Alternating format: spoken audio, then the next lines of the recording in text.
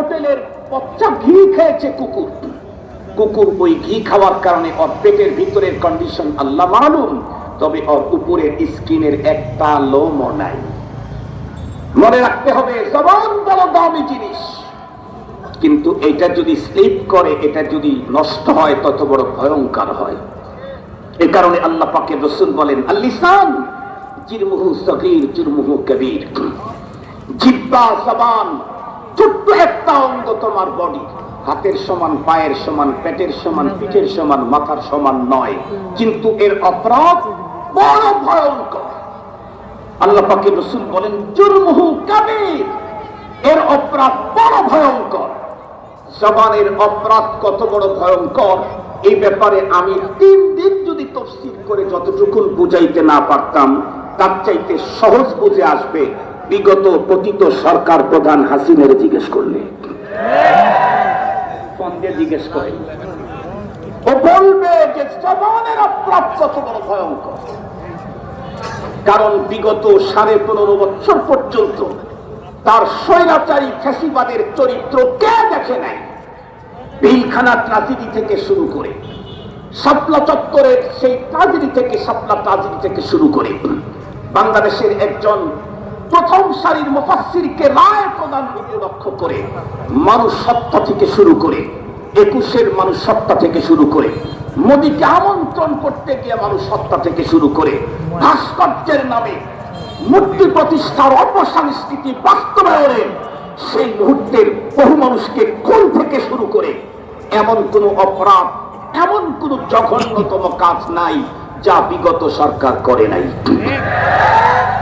নির্দোষ নিরপরাধ উলামায়ে কেরামদেরকে এমন মিথ্যা তহমত লাগিয়ে তাদেরকে ভয়ঙ্কর পদ্ধতিতে অ্যারেস্ট করা হয়েছে। এমন এমন আলেমদেরকে অ্যারেস্ট করতে 10 গাড়ি সৈন্য পাঠানো হতো, যাদেরকে 10 লাখ টাকা দিয়েও দৌড়ায়া এখান থেকে ওই পর্যন্ত যেতে পারবে না। যেমন খালেদ সাইফুল্লাহ আইয়ুবীরে যদি আপনারা 10 লাখ টাকা দিয়ে বলেন যে আপনি এই কর্নার থেকে ওই কর্নার পর্যন্ত একটু দৌড়ায় যান, ও বলবে 5 লাখ আমি দিই, তবু আমার জীবনটা বাঁচুক। কারণ মানুষ তো ছোট, দেহ স্বাস্থ্য বেশি, পা সমস্যা, হাত 3 বার অপারেশন, এই লোকটাকে ধরতে 5টা গাড়ি পুলিশ পাঠাইতে হবে, নাটক ছাড়ার কিছুই ছিল না। সেই লোকটাকে ডান্ডা বেড়ে দিয়ে বিচারের কার্যালয়ে উঠাইতে হবে, এটা চূড়ান্ত ফ্যাসিবাদের চূড়ান্ত ছাড়া কিচ্ছু ছিল না। মুহতারাম হাজিরিন, এত কিছু করলো, একটা সেতু তৈরি করে একে ঠুস করে ফেলে দিতে চায়, অনেক ঠুস করে ফেলে দিতে চায়। কত অহংকার, কত গর্ব! শুনলাম এই 15 বছর শুধুই উন্নয়নের জোয়ার, ভেঙে যাওয়ার পরেই দেখতেছি ইন্না লিল্লাহর মাথার বাড়ি। কি একটা সেতু তৈরি করে 80টার উপরে সেতু তৈরি করার মতো টাকা বিদেশে পাচার করে ফেলেছে। এত কিছু করলো, তারপরেও কিন্তু তার কিছুই হয় নাই। শেষ পর্যন্ত এসে একটা শব্দ বলে ফেললো, লা হাওলা ওয়ালা কুওয়াতা ইল্লা বিল্লাহ। কি বলছে? অমকের ছেলেদেরকে দেব নাকি অমকের বাচ্চাদেরকে দেব? এই অমকের বাচ্চা এক শব্দ তার সারা জীবনের সমস্ত প্ল্যান তছনছ করে দিয়েছে। তৈরি করতে চেয়েছিল স্মার্ট বাংলাদেশ, স্মার্ট বাংলাদেশ তৈরি করতে পারে নাই, স্মার্ট পদ্ধতিতে ভেঙে যাওয়া লাগছে। স্মার্ট পদ্ধতিতে ভেঙে গেছে। একজন মানুষের একটা শব্দ কিতাবের ভিতরে আসছে, সালাতাতুল্লাহ তাউদ, 3টা জিনিস এমন আছে যা জায়গা থেকে বের হলে আর ফিরানো যায় না। তার মধ্যে একটা হলো আল কালিমাতু ইদান সালাকাত, মুখ থেকে যখন কোনো শব্দ বের হয়ে যায়, এটা হাজার চেষ্টা করে আর ফিরানো যায় না। আমরা দেখেছি বিগত সরকার প্রধান তার ওই বক্তব্যটাকে রিপিট করার জন্য, সলিউশন দেওয়ার জন্য অনেক চেষ্টা করেছে, কিন্তু সে যতই ফিরাবার চেষ্টা করছে ততই ছাত্র আর জনতার কর্মসূচি দফা কমতেছে আর বাড়তেছে। কথা বলেন না কেন? কমতেছে আর শেষ পর্যন্ত এক দফা এক দাবি, হেলিকপ্টার নিয়ে কখন যাবি? এই যে বিগত পতিত স্বৈর শাসকে এই কথাগুলা মজা ভরে বলে আর শুনে কোনো লাভ নাই, বরং লাভ হবে কখন? তাদের দুঃখ দুর্দশা দেখে সবক গ্রহণ করব যখন। এখান থেকে সবক নিতে হবে, উল্লাস করে লাভ কি? তারা যা করছে আমিও যদি তাই করি, তার তো 45 মিনিট সময় হয়েছিল, আগামী দিনে আরো 25 মিনিট কমে যেতে পারে। এই জন্য আমাদের প্রত্যেককে খুব এলাপ তার মতো প্রভাবশালী একজন নেতা, তাম পৃথিবীর প্রভাবশালী নেতাদের তালিকায় তার নাম বহুবার দেখেছি আমি। এত বড় পদ, বাংলাদেশের স্বাধীনতার স্থপতি যে তার বাবা, 15 বছর পর্যন্ত সে রাষ্ট্র চালিয়েছে দাপটের সাথে। সুইপার থেকে প্রধান বিচারপতি পর্যন্ত সব জায়গায় তার মনোনীত লোককে নিয়োগ দেওয়া। এত কিছুর পরেও একটা শব্দের কারণে কি হলো? শুধু দেশে ইনকিলাব হলো তাই না, শুধুমাত্র কেবলমাত্র বাংলাদেশ চেঞ্জ হলো তাই না, পৃথিবীর ইতিহাসকে চেঞ্জ করে দিল। পৃথিবীর ইতিহাস কেমনে চেঞ্জ হলো? আমি তো জন্মের পরেই দেখলাম জুলাই মাস 31 তারিখ হয়, কিন্তু সে পালিয়ে যাওয়ার পরে ঢাকা শহরের কোনায় কোনায় দেখি 36শে জুলাই। তাহলে পৃথিবীর ইতিহাস চেঞ্জ না? জীবনে কোনোদিন জুলাই মাস 36 হয়েছে দেখেছেন আপনারা? পৃথিবীর কোন জায়গায় হয়েছে? পৃথিবীকেই চেঞ্জ করে ফেলে দিয়েছে ইতিহাস। মুসলমান ভাইরা আমার খুব ভালো করে বুঝবেন,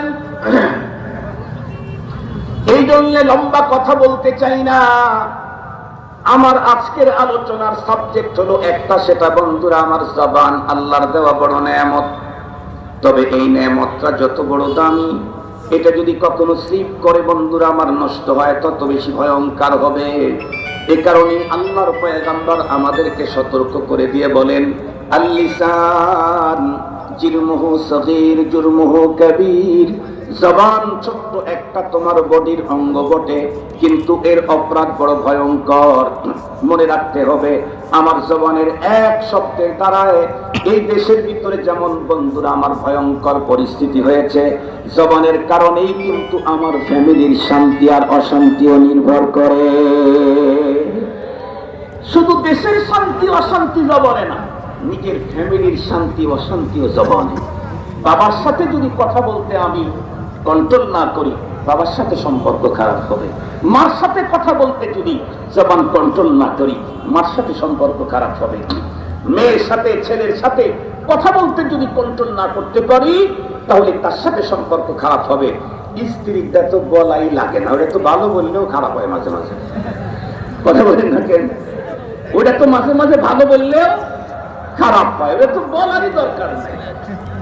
যে জায়গা সব সময় ভালো থাকে সেখানেও জবানের কারণে ঝামেলা। কথা বলেন ঝামেলা। এই জন্য আমাকে বড় সজাগ থাকতে হবে। এমন কোন কথা যেন আমার মুখ থেকে বের না হয় যে কথার কারণে পরবর্তীতে আমাকে লজ্জিত হয়ে জাতির সামনে ক্ষমা চেতে হয়।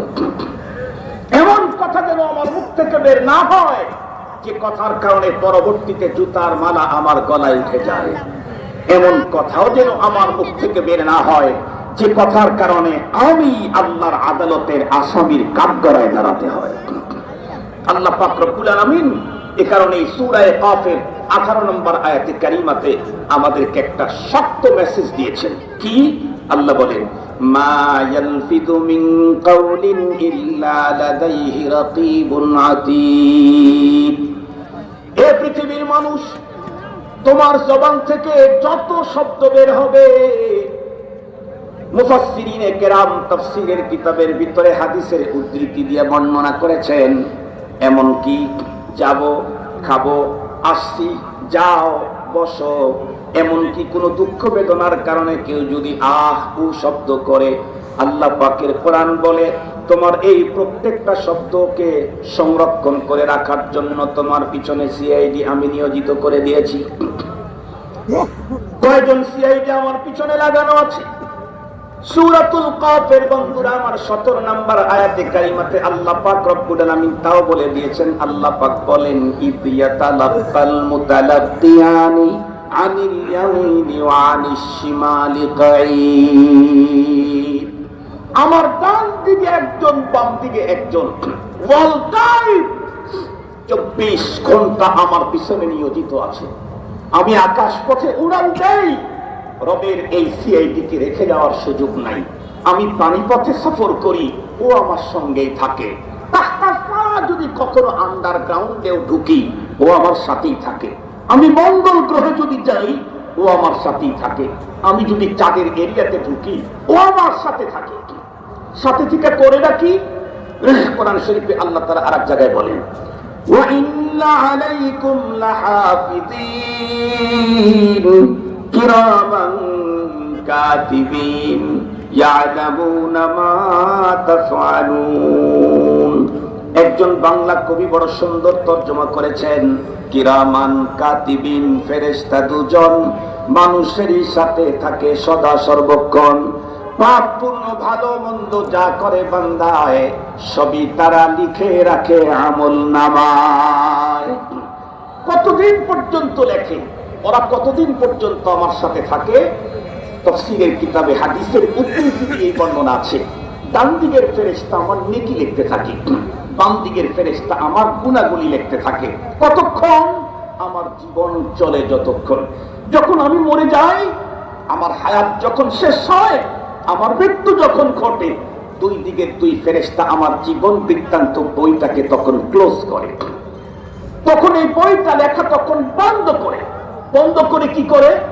বন্ধ করে এটা পরপারে আমার গলার ভিতরে ঝুলাই দিবে। এটা রিজার্ভে রেখে দিল, ঝুলাবে। আল্লাহর কোরআন আল্লাহ তাআলা বলেন, ওয়া কুল্লা ইনসানিন আলজামনাহু তাইরাহু ফি উনুকিহি ওয়া নুখরিজু লাহু ইয়াওমাল কিয়ামাতি কিতাবান ইয়ালকাহু মানশুরা। ইকরা কিতাবাকা কাফা বিনাফসিকাল ইয়াওমা আলাইকা হাসিবা। প্রত্যেকটি মানুষের জীবন বৃত্তান্ত নিয়মগুলি পরপারে তার বন্ধুরা আমার গলদেশের ভিতরে ঝুলায় দেওয়া হবে। এরপরে সেই লোকটা যখন এগুলি দেখবে, আমাদের মতো গাফেল যারা কথা বলতে কখনো হিসাব করে বলি নাই, কাজ করতে কখনো পরিণাম কি হবে তা কখনো বন্ধুরা আমার ভাবি নাই, এই জাতীয় লোকগুলির আমল নামার ভিতরে শুধুই গুনাহ আর গুনাহ যখন দেখতে পাবে, এই বইটা খোলার পরে তখন তারা কি জাতীয় ব্যক্তি করবে, কি অভিব্যক্তি পেশ করবে। কোরআনে হাকিমে আল্লাহ পাক রব্বুল আলামিন তাও বলে দিয়েছেন। আল্লাহ বলেন, وَوُضِعَ الْكِتَابُ فَتَرَى الْمُجْرِمِينَ مُشْفِقِينَ مِمَّا فِيهِ وَيَقُولُونَ يَا وَيْلَتَنَا مَا لِهَذَا الْكِتَابِ لَا يُغَادِرُ صَغِيرَةً وَلَا كَبِيرَةً إِلَّا أَحْصَاهَا। অপরাধীদের সামনে যখন তাদের আমলনামার বইটা যখন বের করা হবে, আল্লাহর কোরআনে আল্লাহ পাক এক জায়গায় বলেন, ওয়াজাদু মা আমিলু হাদিরা। বন্ধুরা আমার যা জীবনে করেছে সবগুলি তো তার সামনে নিজের চোখে দেখতে পাবে। শুধুই কি লেখা দেখতে পাবে? না না না, ভিডিও দেখতে পাবে।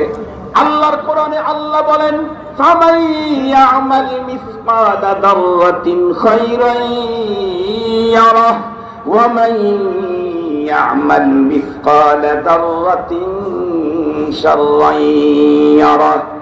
অনুপরমাণু পরিমাণে ভালো যা করেছে আমাকে দেখানো হবে, আর অনুপরমাণু পরিমাণের মন্দ যে কাজগুলি করেছি তাও আমাকে দেখানো হবে। একটা পর্যায়ে আমাকে বলা হবে, ইকরা কিতাবাক, তোমার কিতাব তুমি পড়ো, তোমার হিসাব তুমি করো। কাফা বিনাফসিকা ইয়াউমা আলাইকা হাসিবা। আজকে তোমার এই কর্মের উপরে ফয়সালা করবার জন্য নতুন কোন বিচারক নিয়োগ দেওয়ার প্রয়োজন নেই। কেন? কারণ প্রতিটি মানুষ কোন ভালো কাজের কোন মজা, কোন মন্দ কাজের কোন সাজা, এগুলি প্রত্যেকটি মানুষ নিজের চোখে দেখতে পাবে। ও যখন খুলে দেখবে আমার এতগুলি মন্দ কাজ, তাহলে আমার এত সাজা, এতগুলি ভালো কাজ, তাহলে আমার এত পরিমাণে মজা। এগুলি তো নিজেই দেখতে পারবে। হাসরের ময়দানের প্রতিটি মানুষের সঙ্গে এমনই করা হবে। ওয়ালা ইউযলামুনা ফাতিলা, কারো উপরে কিঞ্চিত পরিমাণে জুলুম করা হবে না। এক পর্যায়ে তো বলাই হবে, তুমি তোমার কিতাব পড়ো, তোমার হিসাব তুমি কমপ্লিট করো। সেই দিন যেই সমস্ত মানুষের হাতের ভিতরে ওই জাতীয় আমলনামা ঢুকে পড়বে, যাদের আমলনামার ভিতরে গুনাহ আর গুনাহ, আফসোস করে তখন বলবে, ইয়া আল্লাহ, এটা আবার কেমন কিতাব? জীবনের ছোট্ট থেকে ছোট্ট একটা কথাও তো ছেড়ে দেয় নাই, জীবনের ছোট্ট থেকে ছোট্ট একটা কাজও তো সন্নিবেশিত করা বাদ দেয় নাই। বেগমকে সঙ্গে করে হাসির চলে যা বলেছিলাম তাও লেখা আছে, বন্ধুকে হাসাবার জন্য মিথ্যে যেই কথাটা বলেছিলাম তাও না দেখি লেখা আছে। শুধুমাত্র কেবলমাত্র বন্ধুর অন্তরে একটু ভীতি সঞ্চারণ করার জন্য যা বলেছিলাম তাও না লেখা আছে। এ কারণেই তো আমাদের পয়গম্বর সাল্লাল্লাহু আলাইহি ওয়াসাল্লাম ওনার উপস্থিতিতে একজন মেয়ে মানুষ আরেকজন বাচ্চাকে ডাক ডেকে বলতেছিল, ইয়া সাবি তাল হিনানুতিকা শাইআ, এ বাবা এদিকে আসো, তোমাকে একটা জিনিস দেব। পয়গম্বর এই শব্দটা শোনার পরে মেয়েটাকে ডেকে বললেন, শোনো, তুমি কি ওই বাচ্চাকে কিছু দিবে নাকি শুধুই তোমার কাছে ডাকার জন্য এ কথা বলেছো? মেয়েটি তখন উত্তর করলো, হ্যাঁ ইন্দি তামারা, আমার কাছে একটা খেজুর আছে, আমি বাচ্চাটাকে খেজুরটা দেওয়ার জন্য ডেকেছি। নবীজি বললেন, ফাবিহা, তাহলে তো ঠিক আছে। যদি শুধুই বাচ্চাকে কাছে পাওয়ার জন্য ডাকতে, কিছু দিতা না, কাছে পাওয়ার জন্য যদি এ কথা বলে ডাকতে, আসো একটা জিনিস দেব, যেই ডাক আমি দেই। আমি আমার ছেলেকে দিয়েছি, আমি আমার মেয়েকে দিয়েছি, ভাতিজাকে দিয়েছি, ভাগনাকে দিয়েছি, নাতিকে দিচ্ছি, নাতনিকে দিচ্ছি। আল্লাহর পয়গম্বর বলেন, শুধুই মাত্র আদর, সোহাগ, প্রেম আর ভালোবাসার কারণে তুমি তোমার আপনজনকে এইভাবে যদি ডাকতে আর তাকে যদি কিছু না দিতে, এই কথাটাও তোমার আমলনামার ভিতরে গুনাহের খাতায় লেখা হয়ে যায়। অবাক হয়ে যাবে তখন মানুষ, হায় হায়, হাদিসের কিতাবে আসছে এমন কথা, যে কথাটা যিনি বলেছেন উনি ভাবেন নাই যে এই কথাটি এত বড় কিছু ভয়ঙ্কর হয়ে যাবে আখেরাতে আমার, কিন্তু হয়ে গেছে এই কথার কারণে। আবার এমন কিছু ভালো কথা যেগুলাকে উনি নরমাল মনে করেছিলেন, কিন্তু এই কথাটা এতটাই রবের কাছে বেশি পছন্দিদা হয়ে গেছে, আল্লাহ পাক রব্বুল আমিন ওর এই ছোট্ট কথার দ্বারা এমন মর্যাদা পরপারে দান করেছে, ও ভাবতেই পারতেছে না। আল্লাহু আকবার বলেন, আল্লাহু আকবার। মুহতারাম হাজিরিন, এই কারণেই আমার আজকে, আমি তো ঘড়ি দেখেই বয়ান করতেছি, আলহামদুলিল্লাহ নির্ধারিত টাইমে কথা শেষ করে দেব ইনশাআল্লাহ। আমার আজকের আলোচ্য বিষয় ছিল একটা, সেটি হলো জবান। বলুন তো দেখি, জবান কার দেয়া নেয়ামত? আবার বলেন, কার? দামি নেয়ামত না নরমাল নেয়ামত? অনেক অনেক অনেক দামি। যে জবান দিয়ে আমি শ্রেষ্ঠ ইবাদত করতে পারি, যে জবান দিয়ে আমি শ্রেষ্ঠ জিকির করতে পারি, যে জবান দিয়ে রব যেই কাজটা করেন সেই কাজটা আমিও করতে পারি, যে জবান দিয়ে সবচাইতে অজরি আমলটা আমি করতে পারি। এতগুলি অপশন আল্লাহ আমার জবানকে দিয়ে রেখেছেন। এগুলি বাদ দিয়ে কেন আমি বাজে কথা বলতে যাব? কেন আমি মানুষের গীবত চর্চা করতে যাব? কেন আমি আমার কথার দ্বারায় আল্লাহর আদালতে ভয়ঙ্কর আসামি হিসাবে আমি কেন দাঁড়াবো? আমার রাসূল আমাদেরকে বড় অফার দিয়েছেন। আমার রাসূল আমাদেরকে বড় অফার দিয়েছেন জবান কেন্দ্রিক। নবীজি বলেন, বুখারী শরীফের হাদিস, মান ইয়াদমান লি মা বাইনা লাহইয়াই ওয়া মা বাইনা রিজলাই আদমান লাহুল জান্নাহ। পৃথিবীর কোন মানুষ তার জবান আর তার লজ্জাস্থান, এই দুইটা কন্ট্রোলের যদি জামিন হয়, নবীজি বলেন আমি মুহাম্মাদুর রাসূলুল্লাহ তাকে জান্নাতে পৌঁছাবার জামিন। আমারটাকে সেভ করার জন্য, কন্ট্রোলের জন্য আমাকে বলেছে, আমার বাবারটা বলেন নাই। যে কেউ যদি তার বাবার জবান কন্ট্রোলের জিম্মাদার হয়, তা বলেন নাই। মারটাও বলেন নাই, স্ত্রীরটা বলেন নাই, সন্তানেরটা বলেন নাই। ওইটা কঠিন। আমি ইচ্ছা করলে তো আমারটা করতে পারি, কথা বলেন না কেন? আমি ইচ্ছা করলে করতে পারি না? রব্বুল আলামিনের ওয়াদা আছে, ওয়াল্লাযীনা জাহাদু ফীনা লানাহদিয়ান্নাহুম সুবুলানা ওয়া ইন্নাল্লাহা লামাআল মুহসিনিন। উলামা আর তোলাবারা বুঝবে, হেদায়েতের নিসবত যদি আল্লাহর দিকে হয় তখন ইসাল ইলাল মাতলুব মানা হয়, গন্তব্যে পৌঁছায় দেওয়া। আর অন্যের দিকে হলে রাস্তা দেখানো, গন্তব্যে পৌঁছানো না। এই জায়গায় হেদায়েতের নিসবত আল্লাহর দিকে, ওয়াল্লাযীনা জাহাদু ফিনা লানাহদিয়ান্নাহুম সুবুলানা, যারা আমাকে পাওয়ার জন্য, আমার রাস্তায় চলার জন্য মুজাহাদা করবে, আল্লাহ বলেন আমি তারে আমার কুদরতের হাত ধরে গন্তব্যে পৌঁছায় দেব। এখন নিয়ত করতে পারি আমরা সবাই, এখন থেকে মৃত্যুর আগ পর্যন্ত এমন কোন শব্দ কথা মুখ থেকে বের করব না যা দুনিয়াতেই আমার গলাতে জুতার মালা পরায়, জাতির সামনে আমাকে লজ্জিত হয়ে ক্ষমা চেতে হয়, অথবা আল্লাহর আদালতে আমার গুনাহের পালাকে ভারী করে ফেলে, এমন কোন কথা বলবো না ইনশাআল্লাহ।